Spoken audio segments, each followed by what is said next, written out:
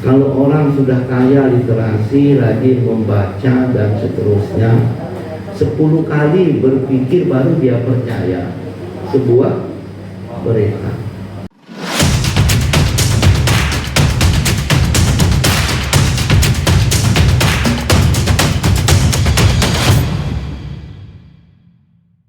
Alhamdulillah wassalatu wassalamu ala Rasulillah wa ala alihi wasallam. Yang saya hormati Pak Kadis Perpustakaan dan Arsip Daerah Kabupaten Lombok Barat, kemudian Pak Sekretaris Dinas PDK, kemudian dari UIN Pak Agus ya, Ishak Haryanto, kemudian Adinda Pak Rizal Ikrom, para kepala desa, ketua AKAD, ketua FK2 GB, kemudian Kades paling eksotis,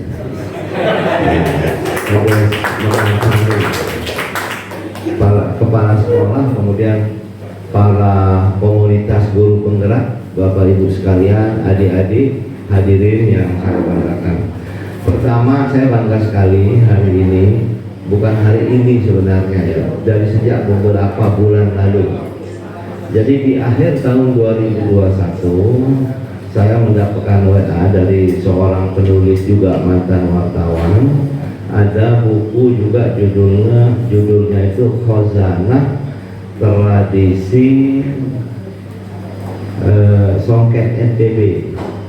Itu ditulis oleh Pak Hairil Anwar, mantan wartawan Kompas, diterbitkan juga oleh Gramedia. Ya. Beberapa bulan yang lalu saya kembali mendapatkan WA sebuah buku historiografi ulama yang juga diterbitkan oleh grup Gramedia. Nah ini Bapak Ibu sekalian, kenapa? Karena tidak gampang kalau masuk Gramedia itu. Gramedia itu menerima sebuah buku untuk diterbitkan itu tidak hanya dari sisi isi ya, tetapi banyak aspek isi, sejarah, dan biasanya yang diterbitkan oleh Gramedia Group itu nanti akan menjadi buku acuan bagi siapapun yang berminat untuk melakukan penelitian lanjutan. Nah ini saya kira luar biasa potensi masyarakat kita, intelektual kita yang ada di Lombok ini. Ya kalau Pak Rizal Ikrom dari Lombok Barat, nah, kalau Hairil Anwar aslinya dari Kopang, nah, dari Kopang Lombok Tengah, tapi sekarang tinggal di Mataram. Yang pasti beliau alumni wartawan Kompas, sudah pensiun. Jadi kalau saya tidak salah sekarang umurnya itu sekitar 62. Kalau yang belum tahu, mungkin perlu juga saya informasikan, Pak Hairil Anwar itu dulu istrinya pernah jadi camat di Batilayan, Bugaluh, tapi beliau sudah meninggal. Nah, itu suaminya itu yang menulis Khazanah Kain Tenun NTB. Saya belum pesan, dia nagih terus WA saya supaya pesan banyak Pak Kadis. Nah, insya Allah segera akan kita pesan, apalagi itu terkait dengan khazanah yang ada di Lombok ini, termasuk buku ini. Ya mungkin nanti insya Allah akan banyak kita beli untuk di pondok-pondok ya, di sekolah-sekolah, karena sekali lagi ini khazanah dari kita semua. Kemudian yang kedua, saya Pak Kadis Perpustakaan kalau diundang oleh guru penggerak itu tidak berani tidak datang.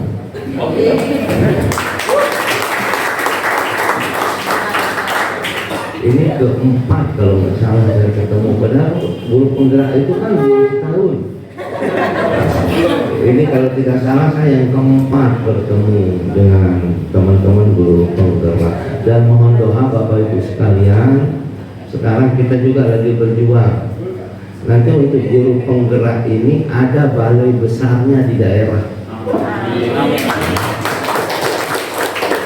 Kementerian PDK sudah menetapkan 6 lokasi tempat akan didirikan balai besar guru penggerak. Pertama Malang, Surabaya, Jogja, Jawa Barat, Sulsel, Sumatera Utara, NTB tidak dapat. Nah, kita lagi berjuang. Ya, saya lagi berjuang lewat Menpan nanti, dan saya juga sudah ikut lampirkan sertifikat tanah milik pemerintah daerah yang ada di Kuripan, karena minimal untuk balai besar itu dibutuhkan tanah 5 hektar minimal. Nah, mudah-mudahan ya, mohon doa ya, karena ini juga akan ikut mendorong memotivasi para guru penggerak kita. Kemudian tadi yang ketiga, tadi saya sempat berbisik dengan saudara Ikrom terkait, mungkin ada juga yang sudah tahu Tuan Guru Daud. Tuan Guru Daud Global, nggak tahu ya? Tahu sih. Ini iya, Gresik ya. Ini apanya dengan Tuan Guru ini? Nah, Pak Ikrom jawab saya, Tuan Guru Daud, Bapak Tuan Guru Daud itu murid dari Tuan Guru Nasruddin ini. Ya, kebetulan Tuan Guru Daud itu pasti, kalau Pak Kadis Perpus pasti kenal, karena dia juga masih berkeluarga dengan Tuan Guru Daud. Mertua saya yang perempuan almarhumah itu bersempuh aja Tuan Guru Daud. Dan mohon maaf Pak Kadis, bersifat personal ini. Satu-satunya yang dihadiri resepsi perkawinannya oleh Tuan Guru Daud adalah saya. Karena dia tidak suka, tidak pernah, sama sekali sampai beliau meninggal tidak pernah dia hadir resepsi pernikahan, kecuali resepsi pernikahan saya. Dia sangat tasawuf, sangat sufi. Nah, dan itu sekali lagi Bapak Ibu sekalian, cucu dari buku Histografi Ulama Sunni ini, Tuan Guru Haji Nasrullah ini. Bapak Ibu sekalian, hadirin yang saya hormati, respect ya terhadap Dinda Ikrom ya, Tuan Guru yang saya sendiri tidak pernah dengar ini. Ya, yang kita tahu kan kalau di Lombok Barat Tuan Guru Saleh Hambali. Pak Tuakat pernah dengar enggak ini? Nah, belum pernah, saya belum pernah dengar ini. Yang kita tahu Tuan Guru Saleh Hambali, Tuan Guru Abdul Karim, bapaknya Tuan Guru Sofwan Hakim. Ya, kemudian Tuan Guru Khalidi, bapaknya Tuan Guru Ibrahim Khalidi, Tuan Guru Ibrahim, Tuan Guru PTT. Nah, itu tuh ya, Tuan Guru Nasrullah ini kita sama sekali tidak pernah tahu ya. Dan saudara Ikram kemudian memberitahukan kita semua, ternyata ada Tuan Guru besar di Lombok Barat ini bernama Tuan Guru Haji Nasrullah. Dan ini patut kita berterima kasih kepada beliau, dan yang membanggakan justru bukunya diterbitkan oleh grup Gramedia.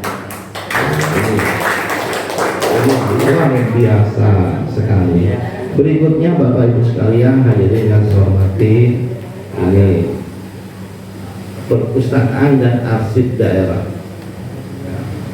Banyak orang mengatakan itu tempat buangan. Ya, jadi siapapun kepala dinas yang ditempatkan di perpustakaan daerah dan arsip itu adalah buangan. Jadi tekadin tidak menang lah si gubernur, dan tidak menang si bupati. Tetapi khusus di Lombok Barat Bapak Ibu sekalian, Haji Ahkam ini di depannya saya ngomong puluhan kali ngebelakuk dipindah ke arsip dan perpustakaan. Tidak 3 kali, berkali-kali dia datang ke saya, tolong Pak Bupati pindah saya ke perpustakaan dan arsip daerah. Percaya dia nggak hidup. Ya alhamdulillah ya, ternyata perpustakaan dan arsip daerah Kabupaten Lombok Barat sekarang suasananya sangat hidup, dan perannya itu biasanya sunyi. Salah satu sebab perpustakaan dan arsip daerah dibilang sebagai tempat pembuangan, nah, salah satu sebab karena dia bergerak di hulu. Padahal hulu itu sebenarnya sangat penting Bapak Ibu sekalian. Di mana-mana saya sering menyampaikan, salah satu sebab kenapa berita hoax gampang diterima oleh masyarakat kita, itu sebab utamanya adalah lemahnya budaya literasi di masyarakat kita. Itu salah satu sebab utama. Kalau orang sudah kaya literasi, rajin membaca dan seterusnya, 10 kali berpikir baru dia percaya sebuah berita. Bahkan berkali-kali melakukan semacam verifikasi terhadap banyak sumber. Nah, karena kan biasanya berita hoax itu bahasanya itu bombastis, ya, bombastis dan kadang-kadang tidak masuk akal. Tapi itu kemudian yang orang banyak percaya. Sekali lagi, ini sebabnya adalah karena budaya literasi. Makanya saya juga sering sampaikan, medsos ini ada salah waktu. Kenapa saya bilang salah waktu? Waktunya muncul itu ketika budaya literasi di masyarakat kita belum tinggi. Dan mohon maaf Bapak Ibu sekalian, Indonesia itu kalau saya tidak salah itu di atas angka 100 dari 100 sekian negara yang terendah budaya literasinya. Sekarang aja saya tanya ini, misalnya Pak Sekja, selain WA, wah dembaca bilang dulu.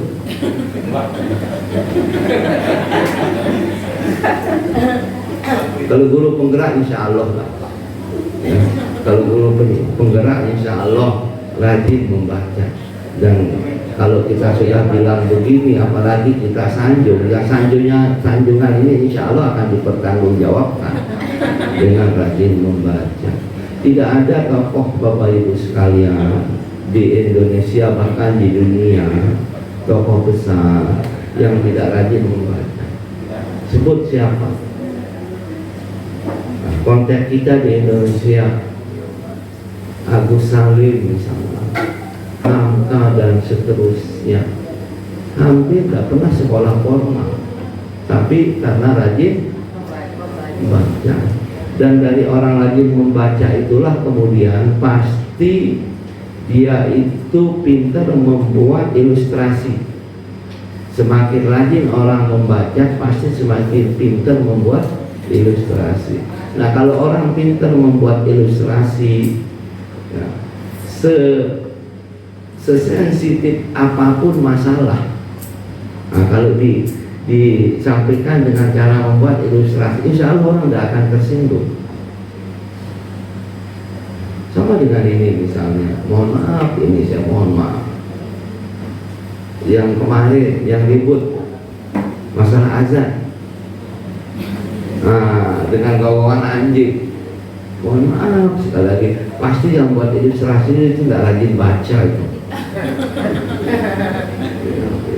Itu padahal kan sebenarnya maksudnya baik, kan maksudnya baik. Nah, kalau orang coba Agus Salim misalnya, pernah nggak baca misalnya gini, Agus Salim itu lagi pidato, beliau lagi pidato, tiba-tiba ada kader, kalau saya tidak salah ingat itu kader PNI, Partai Nasional Indonesia dulu, masuk ruangan, lalu dia ngembek. Nah, kan kayak Agus Salim itu kan jenggotan kayak kambing kan, beliau diolok. Nah, beliau udah marah. Beliau hanya menjawab begini, saya lagi berpidato di depan manusia, kok di dalam sini ada kambing, tolong supaya keluar. Coba. Jadi seolah-olah orang yang ngolok tadi itu olok dirinya kan. Nah, itulah tokoh-tokoh kita. Begitu juga Hamka. Nah, Hamka misalnya, Bapak Ibu sekalian, ini contoh nyata. Hamka itu ada dua yang ingin saya contohkan terkait dengan Hamka.